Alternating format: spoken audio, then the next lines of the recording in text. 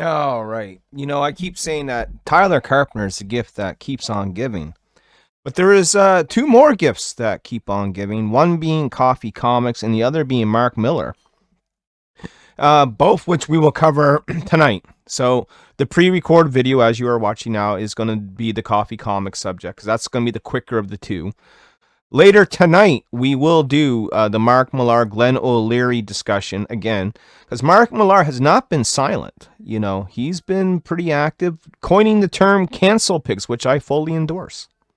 We'll talk about why later tonight, but first, let's talk about our good friend Coffee Comics, the man who's going to lead us from the zombies, the man who says, do not eat the microwave food that society is trying to shove down your throats, the man who says he will bring you all caffeine.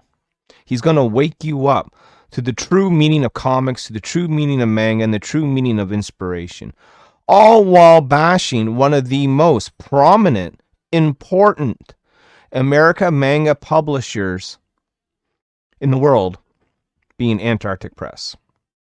So we're going to listen to his little rant here. I'm not going to watch the whole 57 minutes of this because this is an interview with someone else.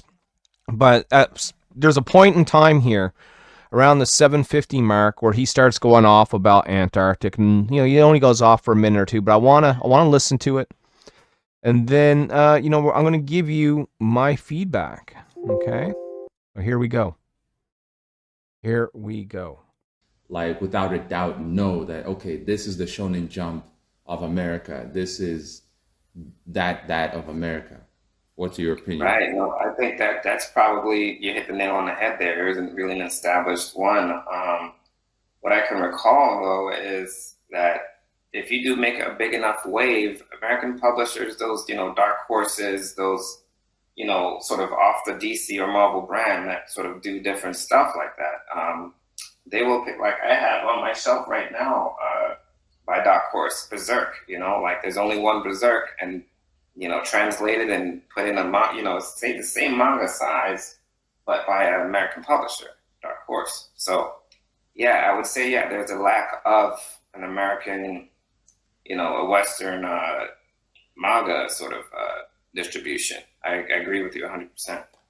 There is Antarctic Press, which Mm-hmm. claimed to be a manga publisher, And but only practice. Well, yeah. do you know it? Yeah. Yeah, well, a lot of its content there is doesn't look like manga, Yeah.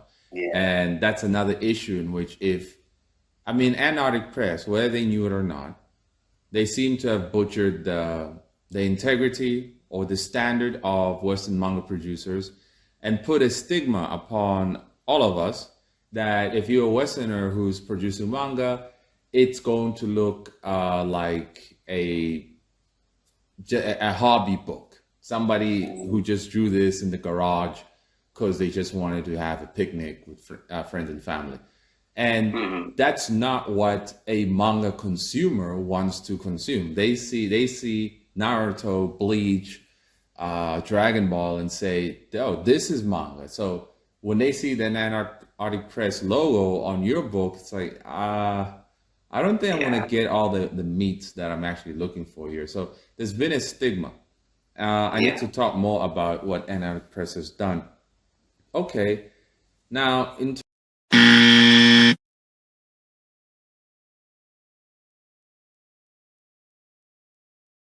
He's wrong, of course. Antarctic Press. And it's kind of funny that he's saying that when he recently tried to submit to Antarctic Press. So if Antarctic Press doesn't uphold the integrity of manga, doesn't do manga justice, is like a sore spot in American manga, whatever it is he's trying to imply there, I would ask him one question. Why did you try then to submit to them? Where's your standards? If they're below standard and you're all about standards, then I need you, honestly, Coffee, to answer the question in your next video. Why did you submit to Antarctic Press saying that they are below standard? You need to answer that for me, okay? All right, so Coffee Comics. He's obviously wrong about everything he's saying about Antarctic Press and being a sore spot in manga or doesn't uphold the integrity of manga. I mean, if you just do a quick search, which I'm sure he hasn't done, you can see the anime reference guide right here, you know, for Ramen and a Half and a bunch of others. Guess what? Whoa. Looks pretty manga to me. In fact, that looks more manga than anything Koffee Comics is able to do. Bubblegum Crisis. Ranma 1/2. I mean, what's that? Antarctic Press logo right there? Dude, you gotta get off the crack, man. Okay, what about this? AP right there. More manga than you can shake a stick at, my friend. Right? I love schooling people. Here's the first appearance of Sailor Moon in American westernized format. Right here. Let's see. I guess I have to scroll down for the picture. But as you can see, as I'm just scrolling down through here, the amount of books that are manga-esque coming from Antarctic Press is crazy. Right? And this is just a random, you know, search here. Look at this. Tank Vixens. Bondage Fairies. The Warrior Nun.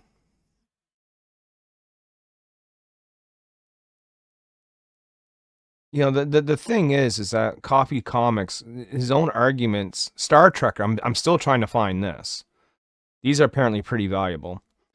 I'm still, you know, Koffee Comics just has no idea, honest to fuck, right? What he's goddamn talking about. And he's only talking shit about Antarctic because two reasons. One, Tyler and I were both printed through them, and he hates me and Tyler. And two, he made a submission and he never heard anything back, and thus took it as a personal insult instead of just trying to submit again or do any sort of follow-up. And again, he submitted to a company that he claims is substandard in regards to manga, even though they feature things like Super Cat Girl Nukio, whatever her name is. You know what I'm saying? You know, all you have to do is look, man. Just look. I have this one here, Silbuster #1. Great series that Antarctic Press was producing. Love it.